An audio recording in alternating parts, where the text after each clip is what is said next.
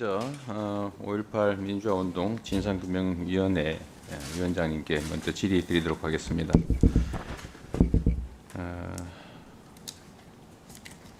사실 이제 광주 5.18 민주화운동은 한때 폭도들의 난동으로 국민들이 아는 시절이 있었고, 저 개인적으로도 실제 대학에 들어가서 이 내용을 알기 전까지는 그런 폭동으로 알았기 때문에 저 자신도 이 5.18 민주화 운동을 폄훼하고 또 비난하는 일에 가담을 했던 그런 아픈 기억이 있습니다. 물론 이제 나중에 그 진상을 알게 되고 또 거기에 속아서이긴 하지만 저 자신도 2차 가해에 가담했다는 사실이 너무 가슴 아프고 또 한스럽고, 또 다시는 이런 일이 생기면 안 되겠다고 생각해서 제 삶의 방향을 바꾸는 계기가 되기도 했습니다.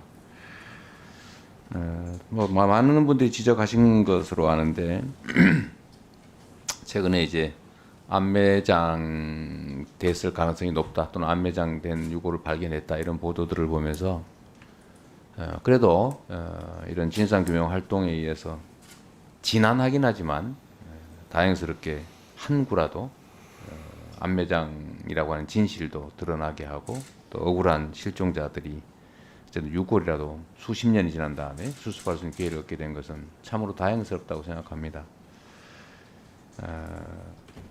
정말 힘드시죠? 이거 좀 찾아내고 진상규명하는 거.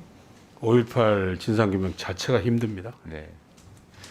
워낙 그 대규모로 이제 국가 권력 자체가 이 학살을 자행했고, 또 학살을 자행한 후에 사건을 조작 왜곡해서 누군가에게 책임을 전가시켰고, 또 조직적으로 은폐했고, 또 그 후에도 이 진상규명을 조직적으로 막아왔기 때문에 불가피하게 생긴 안타까운 현실이죠. 제가 우리 위원장님께 한번 이 의견을 여쭤보겠습니다. 저는 핵심이 그거라고 보죠. 국민이 맡긴 권력, 국민의 생명과 안전을 지키라고 준 총칼로 주권자인 국민을 집단적으로 학살한 이런 국가 폭력 범죄인데, 이게 지금 한두 차례가 아니라 반복적으로 이루어져 온 거 아닙니까? 그렇습니다. 제주 4.3부터 여순 사건, 그리고 5.18 그 외에도 국가 폭력 범죄는 늘상 있어 왔죠.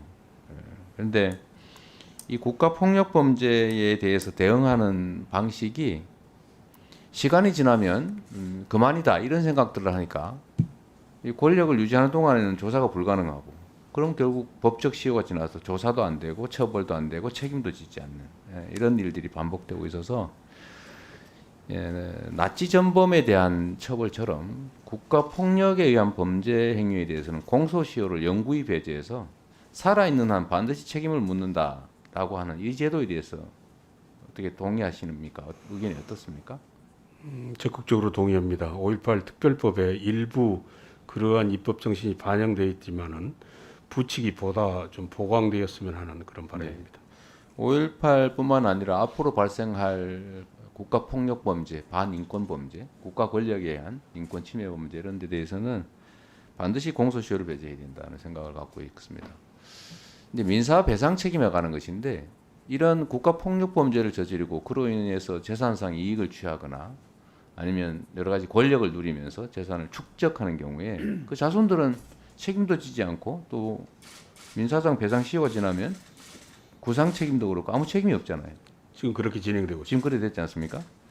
그래서 민사상 소멸 시효도 배제를 해서 자손들까지라도 유산의 범위 내에서는 배상 책임 또는 구상 책임을 져야 한다는 게 제 생각인데, 우리 위원장님 의견 어떠세요? 지난 시기 20대 국회에서 아마 그러한 국가폭력 가해자들에 대한 재산 몰수법이 발의됐다가 아마 임기 말 자동 폐기된 걸로 기억하고 있습니다. 몰수는 어떨지 모르겠는데, 하여튼 배상 책임은 피해자가 손해배상 청구를 한다든지, 국가가 뭐 대신 물어주고 개인이 구상음을 부과할 때 우리 아버지의 가해자, 아버지의 재산을 내가 상속받았으면 그 상속받은 범위에서 책임을 지는 게 상식 아니냐, 그게 제 생각입니다. 그러니까 그렇게 되어야 역사와 국가의 품격이 높아진다 이렇게 네. 판단합니다. 그리고 또 한 가지 중요한 게 이렇게 대규모 국가 폭력 범죄를 저지르는 경우에는 권력을 가지고 있는 측이 그런 범죄를 저지르기 때문에 진상 규명을 막는다든지 또 사건을 조작해 가지고 더 뒤집어 씌운다든지 이런 일들을 주로 수사기관, 기소기관이 소위 검경이 그런 일을 벌이지 않습니까? 지금 5.18 관련된 사건도 내란 의무 사건이라는 걸 만들어 가지고 유력 정치인을 사형 선고까지 한 일이 있지 않습니까? 그렇습니다. 그래서 이런 국가 폭력 범죄나 또 국가 권력을 활용한 사건 조작이나 이런 것에 대해서는 그 당사자들이 일단 재임한 수사 기소 담당하는 또는 이를 지휘하는 사람들에 대해서는 이 공소시효를 본인들이 재직하는 기간 동안 최소한 중단시켜서 처벌해야 된다. 네. 이 점에 대해서는 어떻습니까? 공소시효는 당연히 중단돼야 되거나 재척돼야 된다고 봅니다. 네.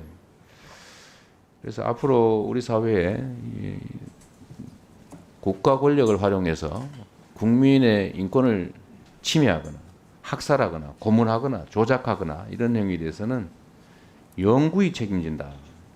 라는 생각을 갖게 하고 언젠가는 반드시 진상이 드러나서 처벌받는다는 생각을 갖게 해야 된다는 게 제 생각입니다. 우리 민주당이 당론으로 결정해서 추진 중인 사건 법안이라는 점 다시 한번 말씀드립니다.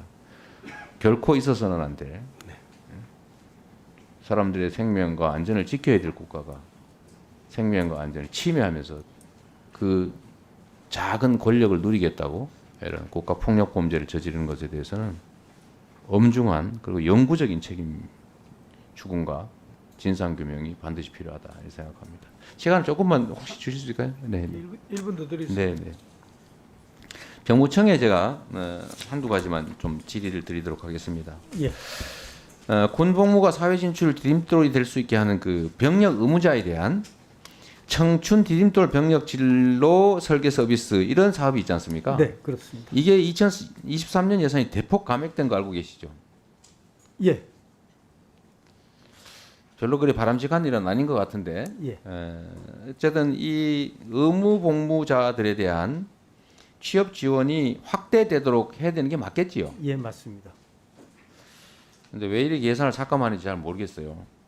두 번째, 군상례보험이라고 우리 경기도나 인데 진행하는 거 알고 계시죠? 예, 장병들이 입대를 했는데 군대 가서 다치면 본인이 다 책임져야 되는 거 옳지 않은 것 같은데 예.